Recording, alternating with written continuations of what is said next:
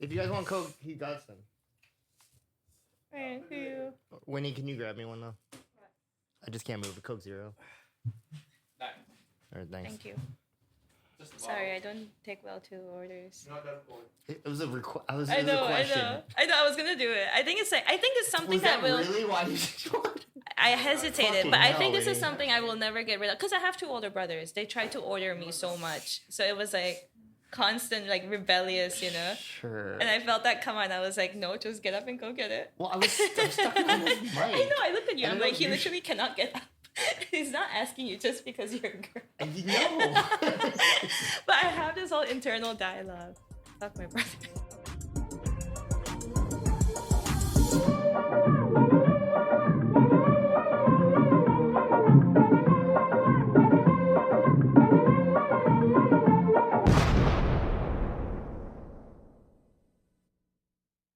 Welcome to Fear of Stairs, Desi Films Decoded, the podcast where four friends from different backgrounds unlock the world of Desi cinema.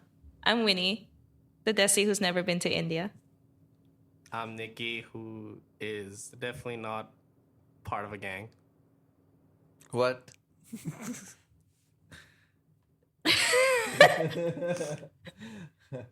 What? Your turn. Oh yeah, okay. Hi, I'm Killy. I'm Indian.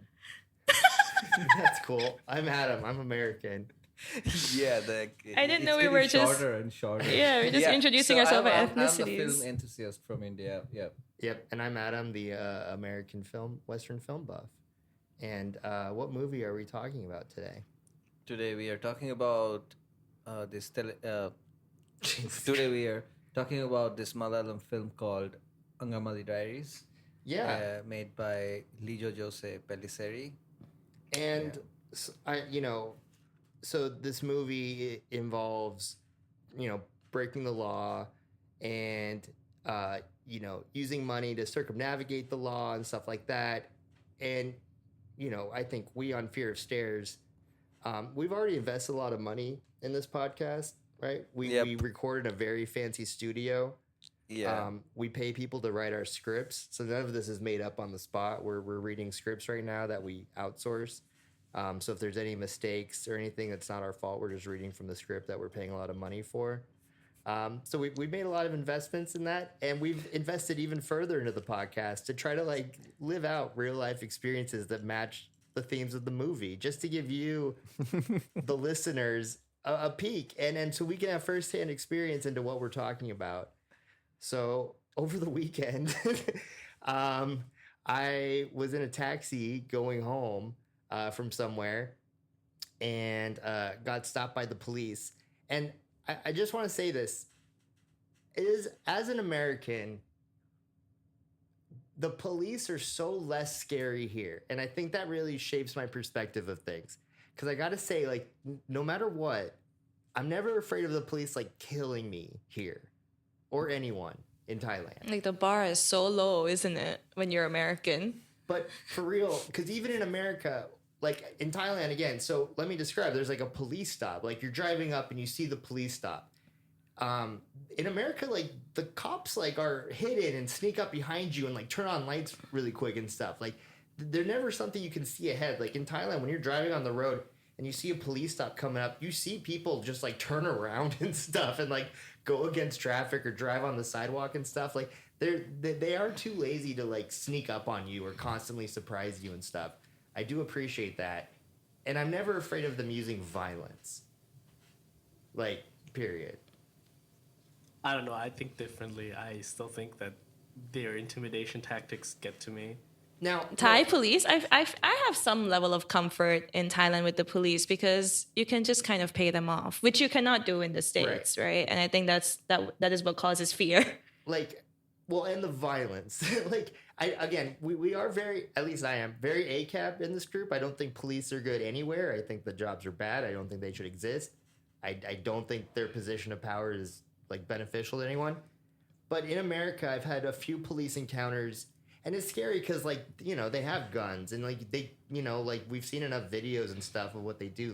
They can be very violent or, you can get caught up in the system. So, I am petrified of American police. I'm not so much of police in Thailand, which is probably a problem as well. That like I'm not as scared just because I'm like, I don't think they're gonna kill me, which is like the bar I have. Like they're not gonna murder me. So anyways, we get pulled over at a taxi stop. I'm coming home. It's like 4 a.m. or something. I think it was like 5 in the morning. And maybe it was 5. And so anyways, according to police records, I had nothing on me, but the police did think that they found contraband and did make me again. And so I go in the back of a truck. So there's a police stop. They pull over. The taxi pulls over, and they make me get out, and they like pat me down and everything, which I've had before in Thailand. Like I've had police stop me and like look through all my wallets and like all my pockets and stuff. It's not the first time it's happened. But I never like usually have anything on me or anything. I'm pretty like, you know. And this time, did you? Again, according to police records, no. According to official record, no. But they thought they found something, and so they put me in like a truck. There's no handcuffs. I'm not getting arrested. Again, in America, you get handcuffs on. Oh, I didn't know they put you in So you sat in a police truck to the station. Well, it was just a truck with like boxes next to me and stuff. They all hopped in. Where you like read your Miranda rights? Okay, so I get out of the taxi and they pat me down and then they tell the taxi to keep driving. And because sometimes like they let the taxis go. Like honestly, I was kind of surprised they pulled the taxi over and they made us like get out and stuff. They tell the taxi to go. So I'm with them and they're like, look, you know, we found you with this. And I'm like, okay. And they're like, we're gonna like take you to the station. I'm like, all right. I'm just like nodding along because correct. I don't think they're gonna like, they're not putting me in handcuffs. And I don't know what the protocol is necessarily. Like, I don't know if I'm supposed to talk to them on the street and try to bribe them or wait till they go to the police station. So I'm just like nodding along because what else am I supposed to do? If I like freak out, that's weird. Like, this is, you know, like, okay, this is the situation. Fine. So they tell me to get in the truck. All these other policemen hop in the truck with me. We go to the police station. And so I'm sitting in the big room, you know, and then they had like the height thing, you know, that you see in like prison photos, like mugshots, you know what I mean? Mm-hmm. So I had to, and it was just right behind me in this kind of nice office. So I just had to like take kind of mugshots. Dude, you should go back to the police station and just ask them to send it to you on WhatsApp or something. I should, I know. That would be a good Tinder like a photo. Special memory Tinder photo. It has my name and all my. I should put it on my LinkedIn. It's my new profile. It has my info in it. And then they're like, "Hey, you're gonna go to the jail for 2 days." And I'm like, "Okay, fine, let's do it." And because again, I'm not scared, and there's not a second I think that I'm actually gonna go to jail at all. I'm not in handcuffs. It's a bunch of dudes like. If this was America, I would be like pissing myself, honestly. Like I would like, okay, I'd be like, I lost everything. Like, but I'm not afraid of them, and they're being, they're not mean. Yeah, like you're right, they're smug and stuff, but like so was I, because I'm just not. I don't think anything's gonna happen, but I'm waiting for them to be like, let's just pay money and skip this whole thing. And you didn't offer it to them. I think that's what they were waiting for. So like they basically cannot be the one to imply it. And I was already like pushing him. I was like, so is there any other options, anything else that we can do? And he was like, oh, well, what are you suggesting? Like they cannot be the one to say it, but they're just kind of waiting for you to offer it. See, okay, now this is my okay. In other times, the police has always offered it in Thailand. Like for traffic stops. Like every single traffic stop, the police has been like, just pay me now. And we can skip this. And I've always just been an asshole and fought it and gotten a real ticket and paid way less than whatever bribe they were demanding. But they were always demanding the bribe. And so I never knew that I was supposed to say it. And the other thing is, I'm in like a room with all these policemen. One of them was asleep. Yeah. You look around, you're just so it was super late. But like, I don't know if I'm supposed to say it to one cop or like if they're all in here and then like, they're going to get mad at me for bringing it up. So that was the other thing. Like, I wasn't alone with someone. They didn't pull me out. There's, like, cameras everywhere. They made me take my phone, put it on the table. I couldn't touch my phone. And so I was like, am I supposed to bring it up here? Like, because there's a bunch of other policemen here. So I didn't know what to do. And then they kept saying, like, do you know anyone that can come here? I'm like, I'm like, look, you said you're gonna put me in jail. Just put me in jail. I was arguing with them. I was just like, I'm like, just lock me up. Just do it. Like, it's 5 a.m. Who am I gonna call? Just put me in jail. So much attitude. The first thing the police said to us was just like, look at him. He doesn't care. He's so chill. Like, Is that what they said? yeah, he was like, your friend, he's so chill. Like, he, obviously he doesn't mind. And then, well, our friend, so it was me and another friend, we'll call him. Let me bring in how you came in. Okay. So, they were like, hey, bring someone in. I was like, why? If you're gonna put me in jail, why does someone need to come? And they're like, just call someone. And I'm like, no, like, put me in jail now. And they're like, you need to call someone. So I'm like, fine. And I did not know who to call. So I called Winnie because she's smart and was awake at the time. And like, there's a few people I knew who were awake at like 5 a.m. And I called her, and sure enough, she answers right away.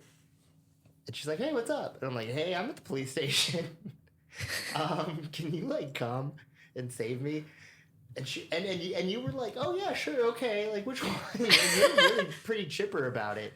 And I'm like, okay, I'm at this one. You're like, okay, all right, see you in a second. You came really fast, by the way, too. Yeah, I was in semi-shock, right? But I was like, all right, I'll go to the police station. Like, I'll just do this. I didn't really think it through, like, one step at a time. But the moment I told everyone what was going on, it was just like chaos around me. Chaos erupts. And everyone's just like, what? Like, what happened to Adam? And everyone's like freaking out. So what happened on that end? Yeah, because I don't know. I was alone in a very cold police station freezing. What was going on when I Yeah, I think I was just confused, but like, nobody was really in the state to go and help, you know? Like, we just had a house. So it was like Nikki's and Kelly's birthday party. We had like a little house party.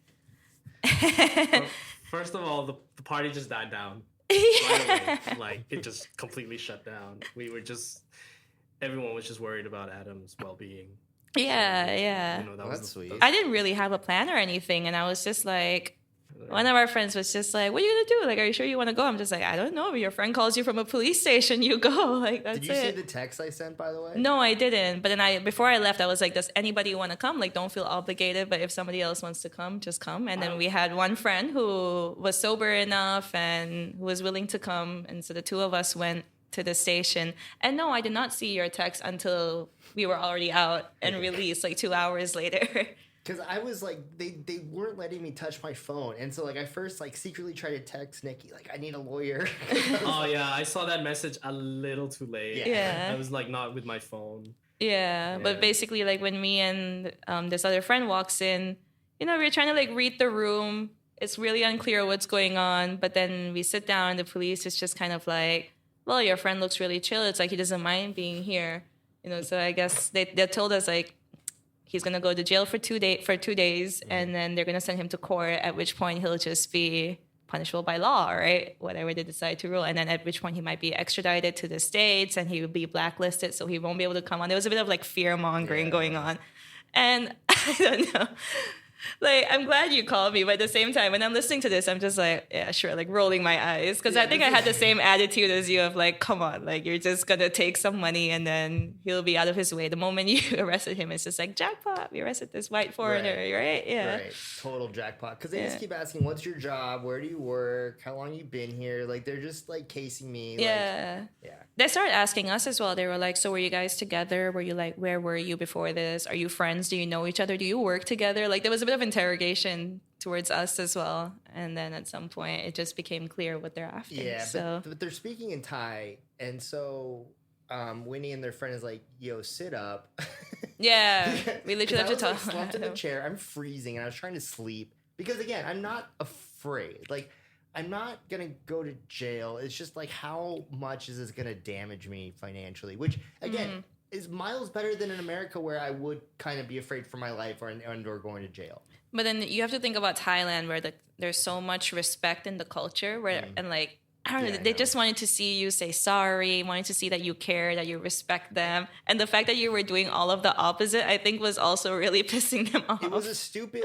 And that's probably why they told you to call someone, because they're like, yeah, we can't talk to this guy. And I don't know how to have approached that differently, because like, I can't fake beg or cry, I can't. I have a very hard time faking emotions. And I already sound like sarcastic when I talk anyway, even if I'm being like sincere. You know what I mean? It's just like my bad monotone voice. So if I was like, hey, I'm really, really sorry. Like, that's how it would have sounded, like, just now. I'm really sorry. It would have sounded completely fake, or, like, I don't know. Like, I didn't know how, like, I just wanted to be like, hey, just talk to me about, like, what we can do. And I didn't mean to be disrespectful, but, like, I wasn't gonna fucking cry. You know? And if that's what they wanted, that's kind of sick. and I don't, I don't really like that. But better heads prevailed, and they're like, sit up, take your glasses off, and then Adam like, it's prescription. Like, we don't care, take it off. I was like, yeah, I know these color glasses look cool, but they're prescription. I'm wearing them like on purpose. I have to. I can't see. Yeah. But then goes without saying, Adam's sitting here talking on this podcast, so he is not in Thai jail. He's not in the Hilton. That's what they call the jail that they send foreigners out here, right? Really? The Hilton. Yeah. It's like this overcrowded prison. I mean, at the end of the day, like, it sucks, and police are bad, and these guys suck, and they're like robbing people. Yeah. Again, from an American perspective, and Killy, I want to after this talk about like police in India a bit, because like at least like yes, it's like a huge hit financially. Obviously, like it is like a substantial amount, and I'm lucky that like I had it at all. Like a lot of people probably wouldn't. And it sucks, and it's like always sucks to like lose something, especially unexpectedly. And then you always go in your head like, what could I have done differently, or like what's like maybe if I left 5 minutes later or earlier, did this one thing and all this stuff, and like that stuff sucks. I hate all that. But as bad as all that is, coming from America, I'm not like afraid of like getting shot, or also. I hear stories in America where like a car gets towed and it costs $600-700 to get it back. And so when you put it in perspective of like that, it's nothing. And so that's why like I'm always kind of grateful for that, because it's just so much worse like in America. And like your car, and that's not getting your car towed. I mean, like you get a DUI and it's thousands of dollars and stuff, and like your life gets ruined. Like, as bad as the police are, like they're not going to shoot you, and they are kind of nice the whole time, and you just give them money, and I prefer that system over what I'm used to. Yeah, I mean, it's the pros and cons of living in a country with a very weak rule of law and low police salaries. Killy, what are your thoughts about Thai police? No, Actually, I didn't ever. I know, that's why I'm asking about Indian police, man. Oh, okay. That's our segue into this episode. Yeah. Oh, yeah. So in India, like police is, people are afraid of police. They're scary, and they have a lot of impunity to do anything they want to do. So that kind of put things in perspective. Like it's not what they're doing, but it's like what they can do. That's the fear. Are they violent? They can be. I always see these portrayals of like Indian police on movies where they're just like hitting people with a huge baton, and like endlessly. So it seems like they're quite. Is that real? I mean, that happens. Also, the class caste thing plays into like whether you would be a victim of the police violence or not.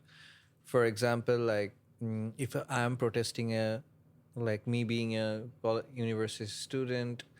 So it happened in one of the states in India, Gujarat, Ahmedabad. So there was one protest going on, and we went to street protest thing, and we got taken in the police custody. But did you get like handcuffed? No handcuff. But the police grabbed me. Like 2 police grabbed me and put myself. Were you scared? No, I wasn't scared because I know like I for the like section of society I'm coming from, this is not that much escalated that I'll be like tortured or something, like punished hard. But for the same level of protest, if it's happening in a different, like for Ahmedabad, it was like in the Muslim old Ahmedabad neighborhood. I mean, that protest was also violent, and the police was very violent already, like from the beginning. So so that happens, like depends on like which section you come from. Like you might enjoy certain protectiveness, certain protective shield based on your class position, Do the police like buy their positions like they do in Thailand? by their position, Yeah. and like getting promoted to. I think that goes on. Yeah, there is a lot of nexus. There are a lot of cronyship, like favorism, and then also maybe there are bribes to get into the certain. But the first few routes, sorry, the first few step of the procedure is kind of clear. That you have to write an exam, and you have to pass all the tests and like the physical test and everything. That doesn't get bribed to. I think. Yeah, but there is a chance that the question papers can get leaked. Yeah, I mean in Thailand you buy your positions. Like the promotions and stuff, they cost a lot of money. People will spend a lot of money. It's a big investment to get that. I think that happens in India, most probably, but not always. Maybe. Probably bribes, nepotism, Yeah. all of them. Because yeah, in America, it's like actually one of the few very well-paying jobs that doesn't need a big education, which is the draw. But that's the opposite of what happens in like a lot of the countries in Asia, where the cop salaries are super low, which I think makes the bribes, not necessary, but like the police have very, very, very low salaries. I remember in India, like in my state, one time, like the state government made the rule of traffic fines that if traffic police is like fining someone for traffic violation, they will get a certain percentage of it. Oh shit! And that's horrible. No, that was actually good. So that they stopped taking bribes. Yeah, but then it just encourages them to like give as many traffic tickets as possible. Yeah, so that then you be careful that you don't break traffic rules. Yeah, but then they find ways, man. That shit. You shouldn't. No, it's just encourage it. like. I just that just incentivizes. Like, cool. Well, glad no bribes, but just, I mean, again, any police means they're incentivized to just like be violent or like take money from people. But like, if you give them like percentage per ticket they give, they're gonna give as many tickets as they can. Yeah, but they cannot give you a ticket if you don't break any law. Just follow the law. Or they just throw. Because drugs there on was the a car. huge You problem. got no police? There is a huge problem of drunk driving in India. Yeah, everywhere. Well, this has been a really long segue. helmet. I need to talk about the movie. Yeah, but like let's get into why.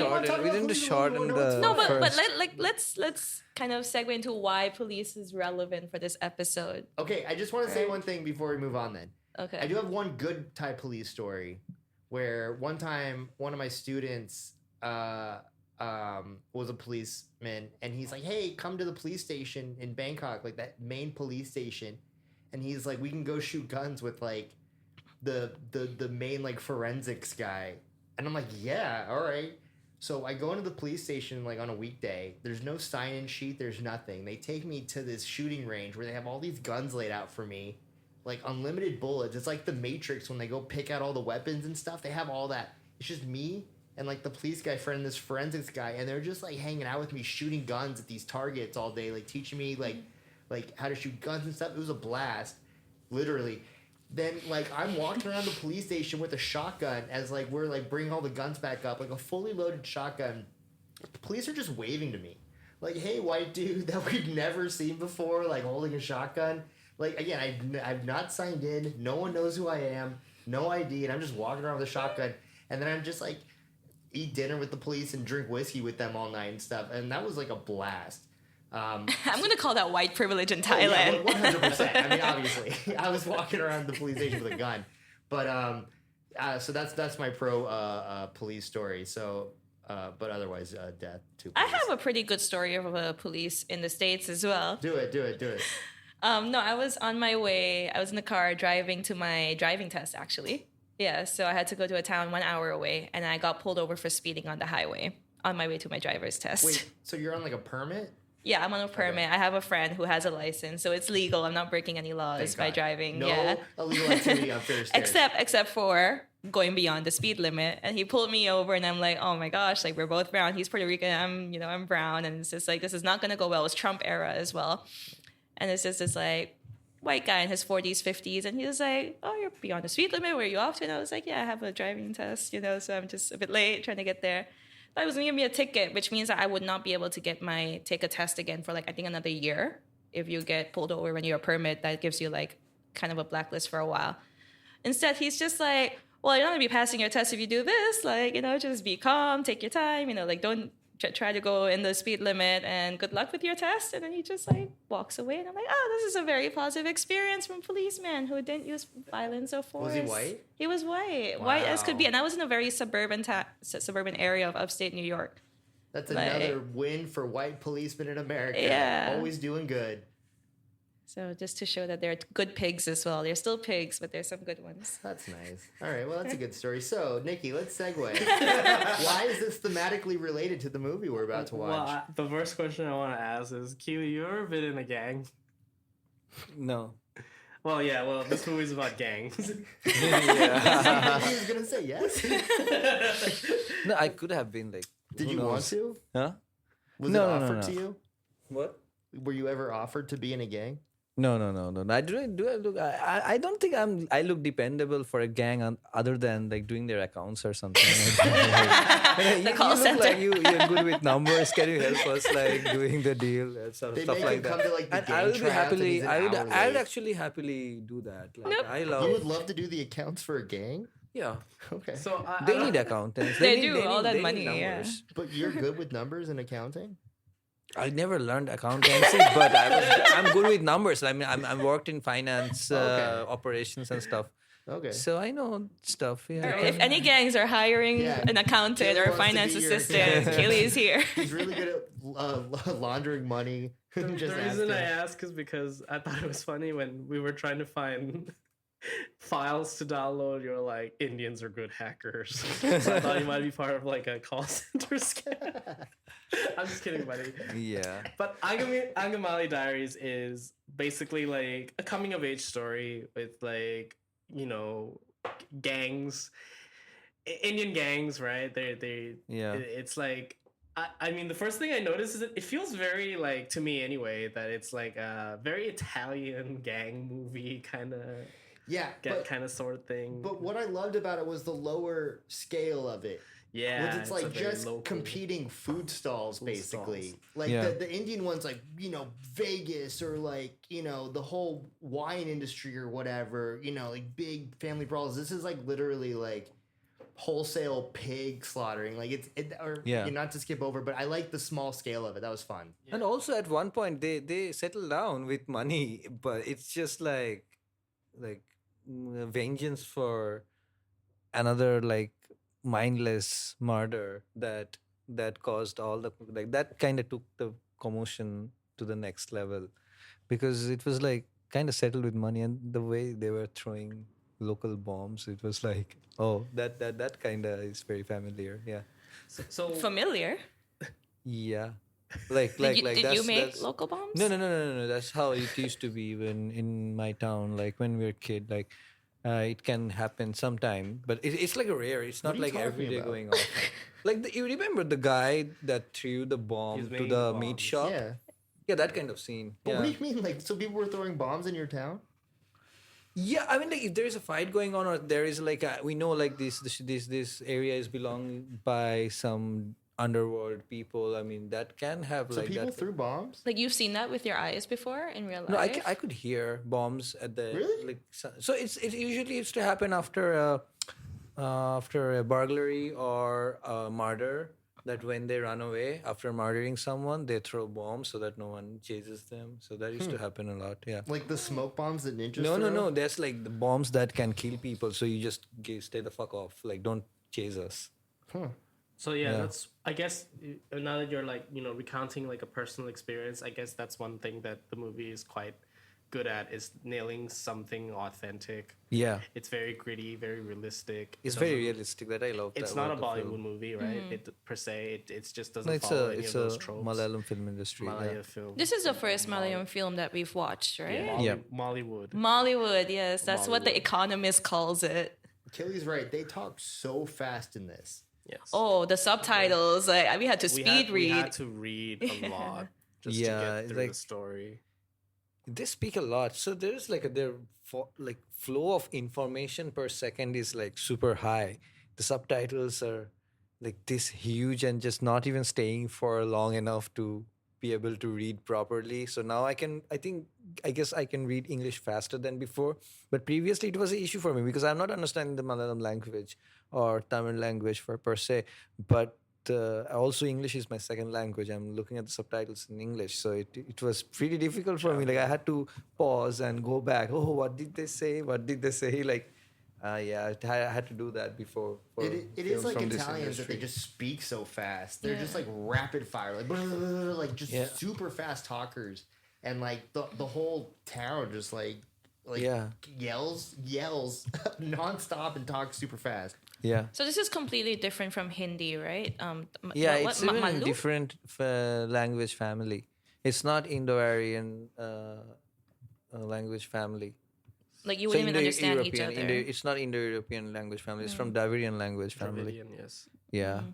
So the other thing quickly about the region, which I don't know if tell me if this is specific to them or not, but what do you call like the wraps they wear around their waist, the men? Oh, that looks so uncomfortable. What's it called?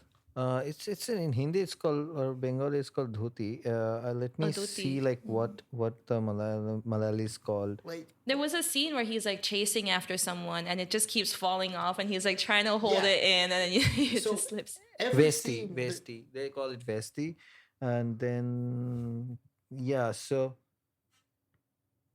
wait 1 second. Mundu. Sorry, cut the Vesti part. It's called the Mundu. Yeah. So yeah. So I had Malayali friends, and I think it's like a change of posture or change of any situation. It's like a thing. They kind of either put it down or they just they wrap keep it back. adjusting it. So it's a wrap that they have around their waist. Yeah. So like a saran, not saran. What's it called? Salong. Sarong. Salong. Yeah. Sarong. Okay. Thank you. Yeah. Saran wrap is like the plastic stuff you put over food. But they put these wraps around their waist, the men, and like and they can fold it up or they can like let it drop, but they're constantly adjusting it Yeah. throughout like when they're There's talking or walking. Like Yeah, they're always it like has two transforming it. stage. It's like two stage when it's like totally like what do you call draped. So it's still your ankle length, and then they just cover it like half, like make it half, and then put it back, and then that's a short then. So this is two states of wearing But it, they keep and they moving keep it on back and changing forward. it. Yeah, I never actually asked my Malayali friends like why they do that all the time. But I just got used to looking at them like, so let's say they're sitting, they usually put it down, and then when they stand up and start walking faster, they put it. I think when they need to walk faster, it's like they pull it back, make it shorter, It's and like when pulling they're their sleeves up. yeah, and then when they have to like you're sitting down, chilling or something, they put the drape down. That is like it's because I think the movement will be easier if it's shorter. But it's like if someone like had their sleeve and just was rolling it up and down all the time when you were talking to them. It was really interesting. I'd never seen like so like it transform so much and stuff. Yeah, I think it was giving the vibe of energy that they're like restless young people. Yeah. I think it was adding to that vibe. Yeah. So another thing I wanted to point out is that like what made it so interesting is that it's not just like I would say it's not just like a gang movie of sorts. It's more like a way of life, right? It Yeah. takes place in Angamaly, which is near Kerala, India. It's in Kerala. It's a It's South India, small right? town in Kerala. Kerala is South India. Kerala is a state of South India. The language is Malayalam. The people are called Malayali. And this town is called Angamaly. Is yeah. it near the beach or anything? Yeah, it has a huge coastal region. Okay, yeah. Like southwest. Yeah. So yeah, because it's like it shows like the way of life for these people, like how they live their lives. So what makes it so special, I think, is that I think all the actors are like newcomers. Like they're very like unknown actors. There's The so industry, many yeah. people in the movie, and Yeah. we're gonna get into that a little later with the climax of the scene, which was fantastic. By the way, it's amazing. Very how- good. How like one full take. I think that is like the best part of the movie. Yeah, 11-minute one shot. With yeah. so many people around in such a many crowded people. Fucking environment. Great procession timing. going on. Yeah. It's so good. Yeah, so I guess it stars like this character named Vincent Pepe. Yeah, Pepe. Right. Pepe So it stars a frog. stars stars the frog, our meme lord. And who looks like Jesus? Who is like Jesus? Don't Who's looks like. dressed like Jesus, but like we come to learn that he's part of this gang. They like to start fights. Yeah, he's always going up to people and saying, "You mad?" And then like fights start. Fights You starts. mad? You mad? Yeah. Yeah. But then we learned that he was always inspired when he was young. He was like a kid. He was trying to build his own. I think in the movie they call it teams, right? Yeah, Building teams, and then he looked up to this guy named Babuji. Babuji. Yeah. And what's the other guy named Thomas Cheta. Thomas Cheta, I think, was like associates of Babuji, right? Yeah. So he was trying to build up his own group, and then throughout the movie we learn how how these boys. It's like a Stand By. I think of Stand By Me. They like think of things. Yeah. They go through things. Like they checking girls out, going to like adult theaters, or like partaking in sports, or like learning their first fight. Punching the guy. Yeah, how to punch a guy.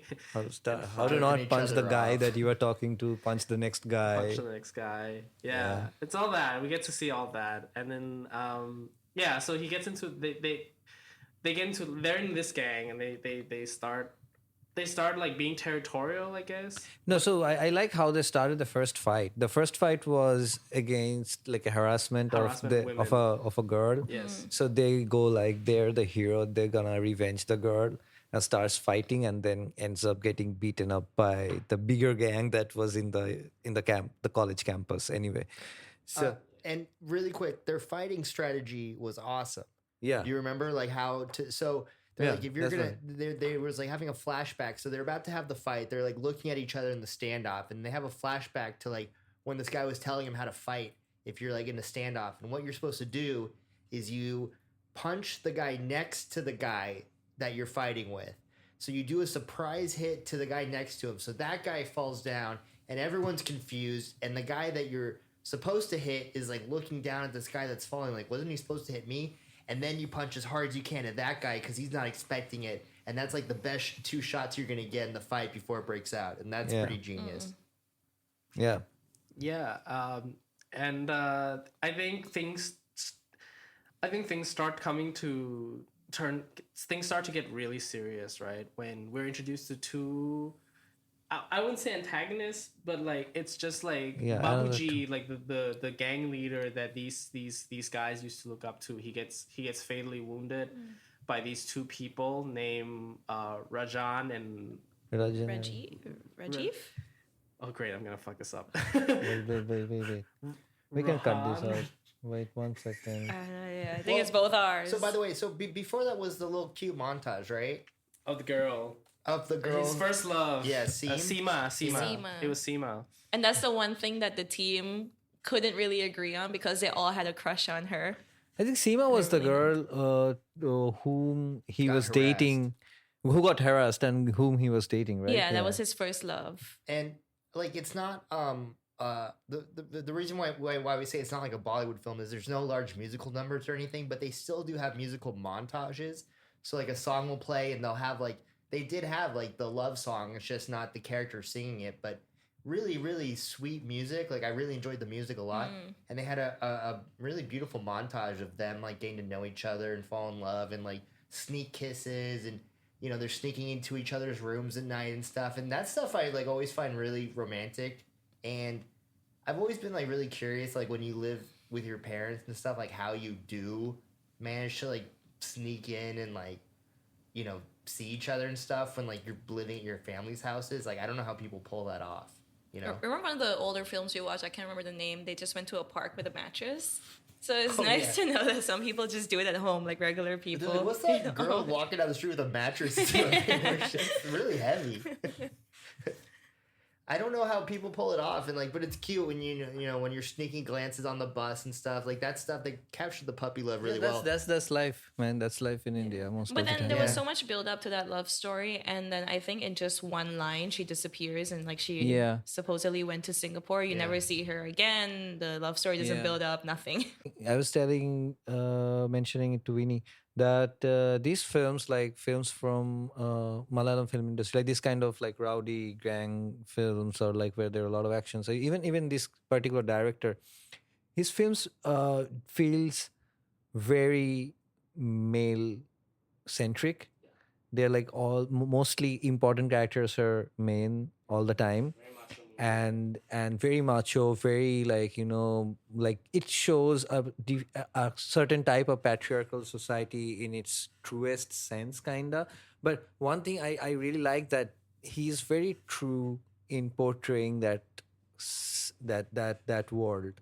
And if the women are not women there, I feel like there are way more strong women characters in these films, but they don't have the how do I put it? It's not from their point of view. The point of view still stays with the men, but there are strong female characters present. Yeah. No, it's a very male-centric film. I think like kind of like Tarantino films. It's like made by men, kind of like primarily for men. But then at the same time, I think like how it differs from many of other films we watched, most of the women still kind of had strong characters to some degree, and you see toxic masculinity in the sense that they're very violent, they're in a gang, right? But then you don't really see that toxic masculinity translate towards other women as much. Like he has his respect, so I don't want to like fast forward too much, but like when he kind of is caught, he tells his girlfriend at the time to leave him to go towards her future. You don't see that kind of like toxic love where he's like, no, stay with me. And then his love interest in the future is also a doctor.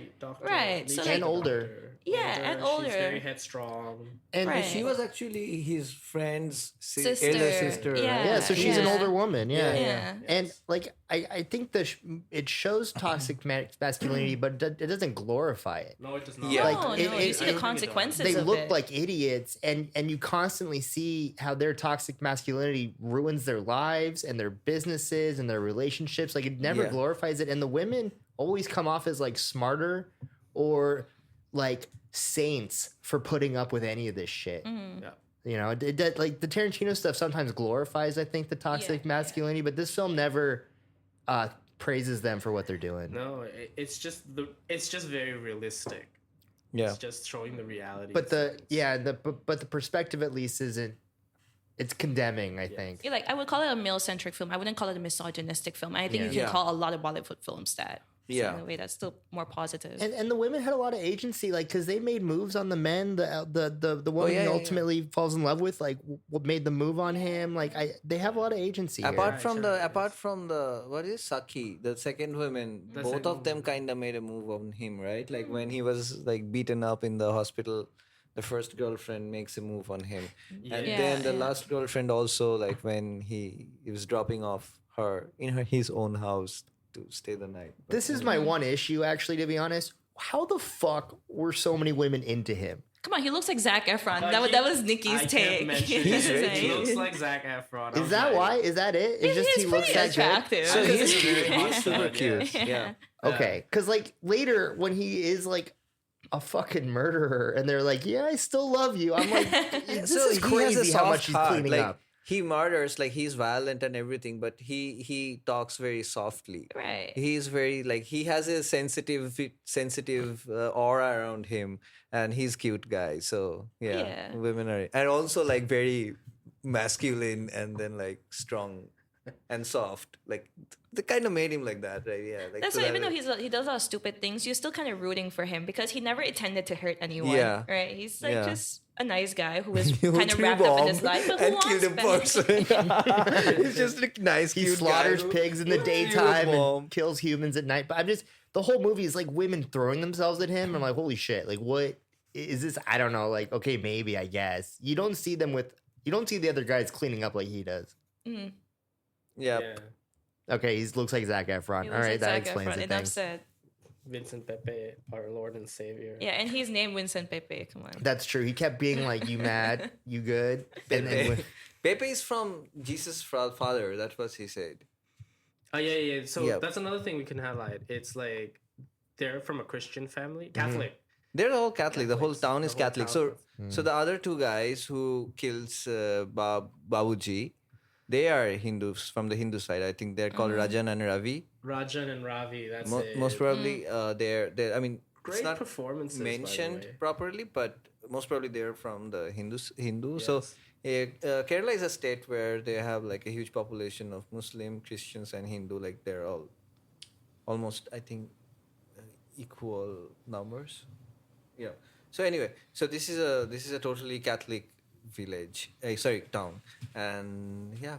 So the religious signatures, religious signs are all It looked cool. I all very love Christian. Catholic imagery in movies is fantastic. You know, like when you watch like the Romeo and Juliet, the Baz Luhrmann one, you know, and it's like full of that like rosary stuff. Like it looks beautiful. And in this movie Yeah. too, like they have, you know, the crucifix and the big churches that they're inside and like the really cool like colonial churches they have in the town and stuff. And like it just that imagery always looks so good on film.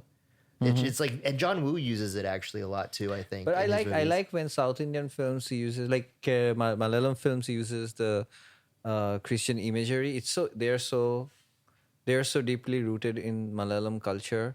Their forms and their things like it's very very interesting. Even yeah, he has made another film called Rest in Peace Imayu that is like a guy just trying to bury his father the way he wanted.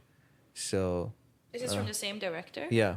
So there's another movie that you talked about where the whole movie is just about a bunch of guys chasing a buffalo. Yeah. And it's about burying the father. This guy seems to have a lot of very interesting plot lines. Yeah. And then the mood shifts very widely. Like the other film, Imayu, is very somber film. It's a very like melancholic, like a gloomy town. And this is like bright as day. And then like everyone is fighting, like loud music, loud noises, and everything. So yeah. So is this so? Yeah, they fight nonstop. The movie is just like they just are constant. Like when they're kids and teenagers and Yeah. adults, everyone just fights all the time. They eat, they fight. Oh, the food. Should we The get food into And then they that? eat, is they a drink, great and they fight. highlight. Yeah. It's All right, not let's- even And- just like the food shots. It's like there's a scene They're where talking about They're food. talking about food. They Yeah. list like all the ingredients. Yeah. He just loves food. You can tell the director's a big foodie. And Kelly mentioned that all his movies, even though some of them are somber, some of them are bright, they all have one common theme in that they feature food. Yeah. I remember there was one dialogue like where they were trying to go for one catering service for someone's wedding, and the girl, his last love interest, she was asking like who eventually becomes his wife. She was asking like, "Oh, do you have any vegetable dishes?" And the caterer says like, "Yeah, I can put potato in the chicken curry, or I can put tapioca in the pork gravy, but." Yeah, and she's like, no, only vegetables like eggplants or okra or something like that. And he says like, okay, we can do it. And then just he says to him, so like, but who the fuck will eat this food in Angamaly? Like, why are you making this food? Like, no one even touch those foods. So it's like they're very meat eating culture, and they're always eating this amazing pork and beef But see, curries. just a Yeah. scene like that, they're just mentioning like ingredients, Yeah. how to make it. It's just so fascinating. Like It's another like Italian mob type movie thing where like, you know, they always have food in these Italian movies too and stuff, and like you see them like cooking it and stuff. Yeah. You shouldn't watch this movie on an empty stomach. It's impossible. No. You'll stop. We did it. We tried it. We would always stop the movie and get food and stuff. It's too good. it's Yeah. great. And then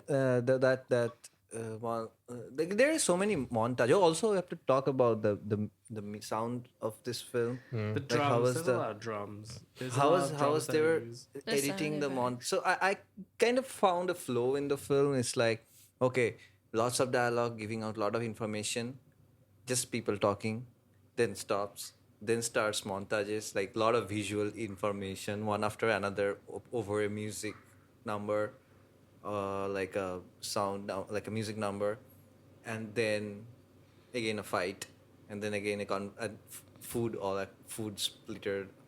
splintered all along the way. So it's like that kind of structure was repeating again and again, and I loved it. Yeah. The sound editing you're talking about, there's this one song when I think in the flirting montage scene, right? Yeah. Where they're like him and Seema are like falling in love and he's like knocking on her door, Yeah, the knocking on her three door. knocks, like 3 knocks that they used there. Yeah, and then the knocks blend into the Yeah. drums, and so like you hear the knocks as like part of the mixed beat in like the sound montage, and it's really cool and like that very number like was amazing. stylized and yeah, incredible. Like the sound. They were using different type of knocks like that happens in daily life as part of the music. Yeah. So I don't know if anyone has seen Baby Driver. Yeah, It's Yes. kind of like that. So my girlfriend did mention that it reminded her of Baby Driver because like things were going to the beat, like the things the characters were doing were going to the beat to the music. There's so much happening with the cinematography.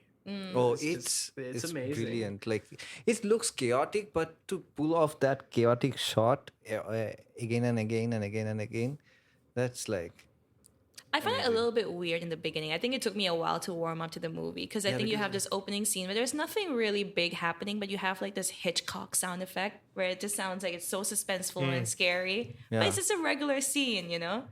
Building up towards like nothing. But then like as the movie progresses, you kind of get used to it. I think yeah, that's what they were doing. I think they were like getting us used to the world of like that can happen. Like thing can go like Instantly things can go bad. Yeah, instantly, and we have to be okay with it because that's the For world. no I mean, reason. It doesn't make it. It's not like a huge plot point in the film, but that can happen anytime. Like a guy can just out of like a verbal altercation can throw a fucking bomb, and you can fucking throw a bomb, and then someone dies unnecessarily. One of the major fights in the movie happens because at a restaurant, some guys at the table ordered the last dish of rabbit, Yeah, Yeah. and then the other table came and wanted it, and they already gave the last dish away. So then a huge brawl ensues, and like it's one of the major reasons of like why the gangs turn on each other in the end was Yeah. because of that fucking rabbit dish. Like we don't need to fight about this. Like these guys are insane. yeah. So also like then the main reason behind all these fights and all these actions is again a food dish here. And That's again, true. food I mean, is a maybe the pretty- rabbit dish is worth that, but I don't know. It's pretty central too because they open up a whole pork business, and that's also what kind of starts the relationship that they have with the antagonists, Yeah. who Rajan then and kind of Ravi. almost become like the protagonist in a way because he ends up trying Yeah, to defend later on them. they become the friends. Yeah, exactly. And they try to mediate between. Yeah. So yeah, Nikki. Like, I go was on, just gonna go on. say, like, so yeah, it's just started because you know there are these two antagonists with quotation marks that you know they murdered Babuji, got sent to prison, and then fast forward years later, they're all grown men. This gang, these two guys get released into prison, and then they're like they started having a deal with each other, like starting a pork business. Yeah. Where like these two guys just got out of prison. They're I don't know how to say it. They're like they're the ones in charge of like killing the pork, the pigs, The butchers. The butchers. Or slaughterers or So something. no. These Rajan and Ravi, these two guys were like dealing wholesale in the whole Angamaly town. Yeah. And then like they would take over the business from whoever is trying to do wholesale because they are the big guys now. Like they were like using all those pressure tactics, like scare tactics to shoo everyone away. Even that's how they got the business. Like they just took it on the not gunpoint, like the hammer point. Yeah. So then these guys become like another rowdy team, and they start doing. Say they first starts like buying from them and selling, and then they start their own wholesale, like supplying to other retail. Yeah, so that's when they start fighting again. Rivalry Yeah, because they start selling the meat directly. I want to add, like, by the way, it's like the scenes where they're like butchering pigs. Does that make anybody uncomfortable? It could be worse. They hide most of it. A lot of it's the audio. You hear it's just pigs actually- screaming. Yeah, But I just feel like I don't. It's not that I'm like disturbed by it. I just feel like this is just how people get by. You know, like it's just It's just showing the reality of things. Well, you should know how your food's made, to be Food's made. honest. Yeah, it's true. But I mean, also like they're not showing the actual butchering part. It's the audio, right? As you said, it's audio and the reference of things. Like it's the aftermath of bloody, like they're bloodied or on blood on their face or on their hand. Yeah, like you hear that, pigs screaming, which is horrific. Yeah, They we talk recommend this about film it. to vegans. Don't No. watch this. Well, I mean, it'll make you pro your choice. So, like, you know, if you need that affirmative push, you know. But yeah, the pig screaming is horrific, but you don't see too much. It's just all implied, at least. It's all implied. But yes, like that. This is the central conflict of the film. Like these two antagonists, they're butchers. They start making deals with our main boys. And then boys. the main our team, the team that we're rooting for, Vincent Pepe's gang. They started to do selling the pork directly, and that starts this central conflict, and the many fights that ensue. And I think one pivotal moment in the film is that, like, they start to learn how to make bombs, and Vincent Pepe accidentally, like the bombs are used for intimidation, right? And then he accidentally threw it into this guy that just was trying to climb over like a wall, and he fell. And the fight was like so mindless. It's just like out of no reason they started the fight and it escalated, and then they were running away. They were chasing them with the bomb to show off that they have bombs and stuff. And they just he just threw a bomb thinking that the guy would cross the wall by that time. Which is a sense of irony, right? He was saying, like, we've never been in a police case, right? Yeah. And then they finally ended up. And that started to affect their livelihoods. And I think was the catalyst to, the gang turning to do more illegal activities. Just to pay back the family of the deceased. It was funny for a while because they're trying to find cheap ways to like get money. So they start trying to rob someone, and then the guy just has a seizure and falls down. No, not rob. Like they took up like I think what do you call supari? Like a contract to scare him because he was this like some romantic issue, and they took up a contract to like beat him up, and they got the money to beat him up. And they started just not kill, just round them up. And then as soon as they start, he gets a seizure and like falls on the ground. Yeah, it was a string of unfortunate events when they tried to be like rowdy gang members. Yeah. Yeah, they're not good at it. Yeah, they're not good gang members. They're just teens that like have nothing else to do. Meanwhile, while that was happening, right, there's like the guy that they killed, basically he has a lot of cousins. And that is basically the main villain, if you have to call it that, of the film, where like this gang of cousins, they're trying to kill Vincent and his friends, as an act of revenge. But then you have the two former convicts that are trying to like be the mediators, and they're trying to make peace. They're trying to like stall them from doing anything rash, stupid. Just so that so nothing worked. So that shit wouldn't hit the fan, basically. Yeah. Yeah. And there comes the police and the money part. Yeah. Yeah, the police too, and it's like it just, like I said, like the whole movie is just more like the way of life, just how things are handled. Yeah, so I mean, yeah, but like Killy says, so the friend dies, and like they're like, look, so you either go to jail or. It's not even that you don't pay the police, but you pay these guys off. Like they can accuse you and you go to jail, or they can say that there's no witnesses, if you pay them.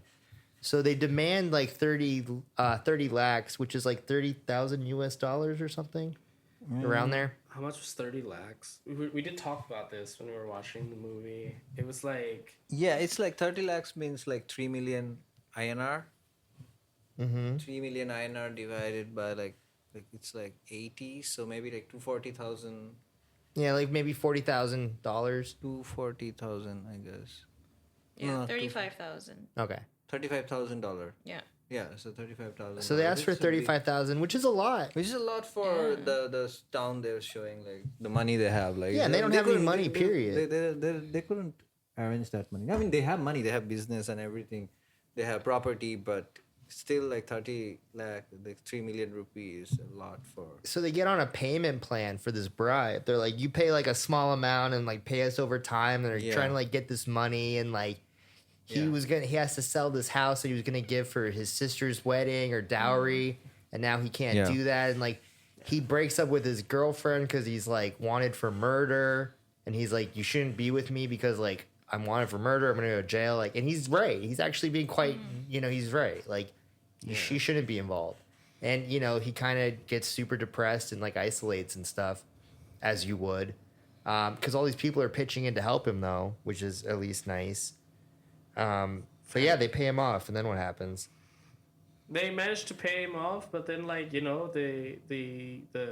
those cousins, they're just so thirsty for. Also, Rajan and Ravi did something like again bad. That they took 3 million, like 30 lakh rupee, and they just gave him 4 lakh rupees to the family and friends. They kept all the money for themselves for just mediating this murder deal, and they just gave them 4 lakh, which is like 0.4 million INR, like which is like.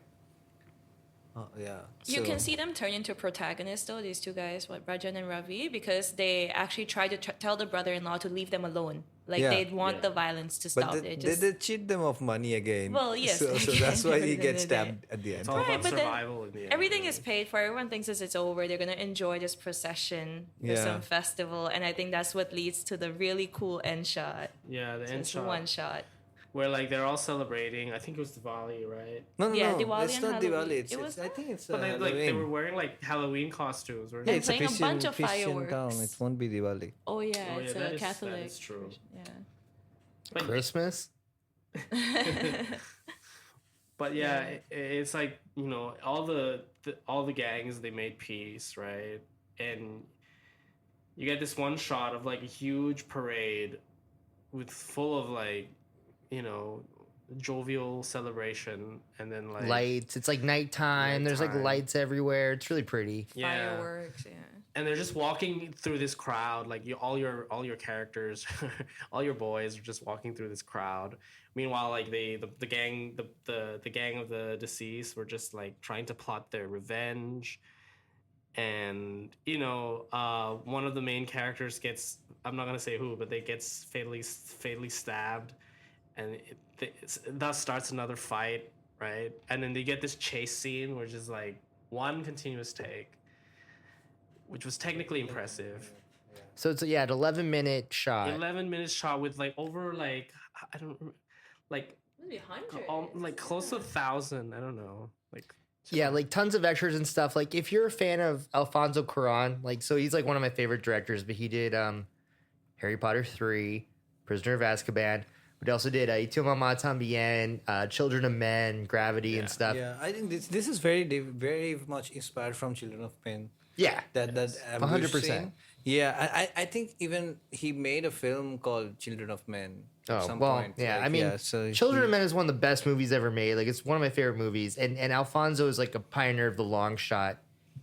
Even in Y Tu Mamá También, though, like a low budget film. The DOP? Lebowski. Sorry. Okay. And so anyway, so if you're a fan of those like one shot takes and stuff, they pull it off really well here. Like it's a handy cam where they just like follow this action. They follow different plots going on in these huge crowds. It's flawless. There's fighting going on, so like they're hitting walls and like taking punches and falling on the ground too, with all this chaos going on, all these crowds. Like I don't know how long it must have taken them, like how many times they must have rehearsed. Super, super impressive. And, it's not just show-offy. Like, if you see the movie Birdman, where the whole movie's one take, it's a little, like, gratuitous, I think. It doesn't, like, serve the story that much. But this one, like, the reason why Alfonso Cuarón does it is because it holds tension really well. If you're not cutting, like, everything's happening in real time, and tension can just build really quickly. So, in Children of Men, the long shot takes, like, really, like, get you, like enraptured in the action going on. And so this one too, when it's the last like climactic finale, like you just see the fight start to happen slowly and build up, and because it's all real time, like it's really tense to watch because it's like just like real life and in real time. And so it served the story. It didn't seem show offy, but it was really well done. Yeah, I mean, actually, like when I watched it for the first time, I didn't even realize that it was a single shot. Like it was so unnecessarily. I mean, it's so not unnecessarily. It doesn't point at overdramatic. itself Yeah. and say, "Look at how this is a one shot." Yeah, it just happens. Yeah. Oh yeah, so the DOP of Children of Men is Emmanuel Lubezki, and he did Birdman as well. The cinematographer. Yeah. Yeah. Yeah. So it's very inspired by that style, but it's amazingly done. I think in one interview, the director said like so he had done MBA as a study, and then the interviewer asking like, so you did MBA and now you're a film director, like what did you learn, like? And he said like honestly, like one thing I can carry forward from MBA is like managing people. I love managing bunch of people at the set, and like he's really good at choreographing a huge load of people in front of camera doing an action, which is like as an aspiring director, which is like huge to like make people move that much and that well and that chaotically and make it look beautiful and not like loose or anything super tight. It's an amazing skill this director has. And even if you're doing gigantic, huge dance numbers or this, it's the same. It's all choreographed. Yeah, but in that, but he's creating a chaos. I mean, there are dance numbers where there's chaos, but I mean, I love. Well, I just mean the- like chaos or not chaos. Like the chaos is choreographed, and so Yeah. like even if you're not like just having a bunch of people do a dance number, choreographing a gigantic chaotic group scene is the same skill set. Yeah, that's why it's called this is called choreography. Yeah. Like when we practice with the actors, like where they're gonna stand, where they're gonna move around in the frame and everything, we call it choreography. Yeah. So it's amazing. I love this guy for that. So then the main, so Pepe survives. Yeah, the murder, like I mean, I'm not gonna spoil how they died, right? the assassination attempt. Oh yeah, I is- mean, no. Every movie we talked about, we've spoiled. Oh yeah, people I know. mean, the chase scene is amazing. Like I don't know how else to how much we can praise the chase scene, right? It's just great. Like Yeah. they chase the brother-in-law, and he just like it just ends in this crescendo of like fireworks. Yeah. It was He very just bombastic. kicked by Ravi, I think, the other guy who was Yeah. killed, the other guy. He was just randomly kicked by that guy Yeah, at and the he last just- stage, and the they last just he stage. just. And it just feels like it just wraps up that conflict. Okay, there's no more murder attempts. I just think There's I no more was just assassination thinking attempt. about the wife of Rajan, the guy who got stabbed. Like think his he was- husband and her husband and her brother like dies. Did Rajan die? Not Rajan, I think it's Rahi. Oh, but like, did he die? Who was Rajan He and did. who was Yeah, Ravi? yeah, the one who I mean, is his it's brother-in-law. kind of like the way he stabbed him. It's most probably he'll die. Like he stabbed him like But they mentioned 4, it at 5, the very 6 end. times. He Like died. he They mentioned it that he Oh, died. okay, yeah. Like at the very end. Oh, okay. They said it in the narration. He just Yeah. died. So he dies. So her husband dies. Her. I mean, brother there was a dies. scene where he seemed like he was kind of a dick to her because he's trying to kick her and her brother out. So Yeah. she might be celebrating for all we know. But then her brother's dead. Yeah. I think two problematic men in her life is dead now. Exactly. There, another Now way has is like only has empowerment. his son. But then like Vincent ends Vincent's story ends on a good note, right? He gets a construction job in Dubai. Dubai Yeah. and marries like Lychee, which is like very surprising, right? I mean, I mean, Adam did mention that the romance is really cute. You know, Yeah. she initiated. They like, you know, it was very natural, like the way that it was come up. Like you thought it would be like one of those like cheesy Bollywood-esque romances, but no, it's like there are these two people that decide like, hey, you know, why don't we just get married? We have Only like the a second good girlfriend thing. kind of felt mid in the whole romance Well- level. The second girlfriend felt like kind of like in terms of excitement, it kind of felt mid. Yeah. It's like it was showing kind of a natural dating of like a very usual dating scene when you like hook up some of your friends and then you go on double date, and then you Yeah. go to know the girls, and then you just do the usual dance around the romance, and then like start relationship. And that's what he says, like he started the relationship because he wanted to go to Germany Yeah. with her. Germany with That's her. why he like went out with her, and then gradually he's like, oh, it got more serious after that, like I really fallen for her or whatever. He But kept then- saying that he just wants to like find a woman who knows all about his history, his like the case against him and all, but still wants to be with him. And then Lychee Lychee proved showed that, up, right? proved Like, that. yeah. And another thing that like what I really liked about their romance is that like their wedding was just At the courthouse. at the courthouse. It's unremarkable, nothing Yeah. grand. Because he has no nothing- money. no Because he money. had to give it all to pay off But his murder. I really like that personally because it was just like, you know, you've been watching all these like Yeah, it's true. Extravagant, extravagant weddings at these Indian movies, but this one was just very normal, very like They took just pose in the stairwell and stuff. unremarkable. I thought that was really cute. It was. There And was some waiting with a lot of food and alcohol. And you guys noticed how much they were drinking? a lot. They're lot. drinking all the time. Well, that's why they're fighting all the time, man. Yeah, they're drinking, fighting, eating. Okay, yeah, waiting, same. But with the marriage too, like it was more of like, hey, look, like she's not getting younger. He knows the situation. Like it's a very realistic, like Right. you know, we've grown up together. We know each other's flaws. Like if we're gonna, like, very few people are gonna probably marry us at this point for various reasons, and it works. And it works well. Well, I together. think there not was still Lychee? love. Because Of course, they loved each other. But because you have the scene where Lychee is a bit drunk and then kind of like comes on to him, and then he finally Yeah. gets it that she likes him, and then he's like walking home. You guys remember the scene? He's just like smiling and like Yeah, jumping all up like this giggly, like and then, 12-year-old like- boy who But finds out just the his crush loves setup him. alone, it's just very like Yeah, it's not that they love each other. It's just like, but I don't think either of them saw it coming. until Coming, yeah. that time Yeah. for whatever reason. Because It's he not was cheesy and it's helping- relatable. He Yeah. was Yeah, it's hel- relatable. she was Yeah. helping him with the other girl, Yeah. the previous Yeah. girlfriend, and he hangs out with her as like she's a childhood friend and stuff like that. Yeah, it was really cute. Yeah, and then he gets to tell the dude that he's did his sister. Oh my god, yeah, Which I is think every that's the friend's biggest dream. kick. I And think so that's it- why he was giggling while going back to home, like, yo, bro, I know what to tell you next time. And if we're gonna go to Adam's symbolism corner here, so like when when he's at his hometown, you know, they're butchering pigs. It's violent. You know, they have like weapons. And in his new life, he's in Dubai. He's literally building stuff instead of destroying.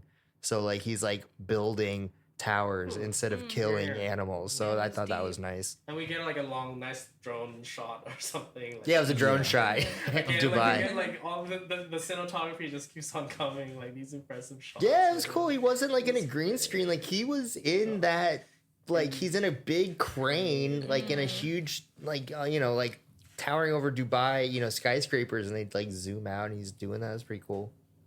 Yeah. Yeah, very good pick, Killy. Really Yeah. enjoyed that Again, no movie. musical Yeah. numbers though, but the music No, was there good. were Not a musical classic Bollywood numbers. film, but I think it's good This is that this not is our Bollywood film, introduction not to even classic. Malu. Yeah, it's not Bollywood, but like it's a very good introduction to Malu. Is Malayali film industry. what do you say?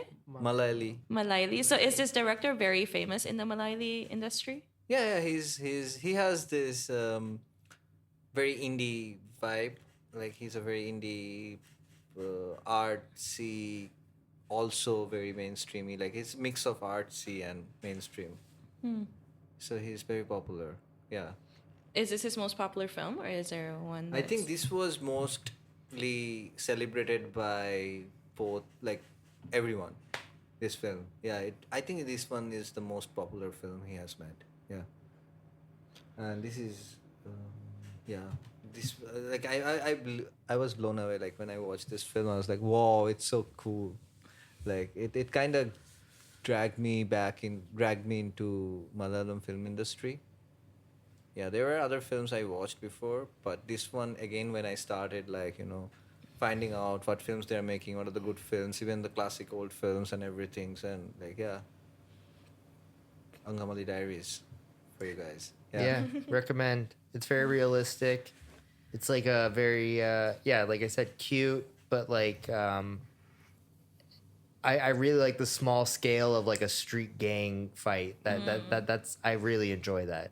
Oh, and another thing, like the all the fight choreography, so natural. It is very lengthy, but the all the actors really know how to make it. I was look scared so for them real. because they're hitting like cement walls and stuff. Yeah. Like this really physical. Like they were getting beaten up for kept, sure. They kept pushing each other, and it didn't look like it was dragging on. Like it really looked like a real fight. Yeah, they were getting tired. They were getting, and the camera work when they were chasing each other, right? Like even it started when they, I think that style started when Babuji gets murdered for the first time, like the first proper violence involving death. That's when that camera, that low shutter speed camera movement starts, right? Like chunking express stripe, like and then that happens again when the bomb goes off. But at the end, it's just like smooth, like we ease into the violent world, and then like it. At the end, it's just like part of life, and it ends with a firework celebration and on the sky, like the firework going off in the sky.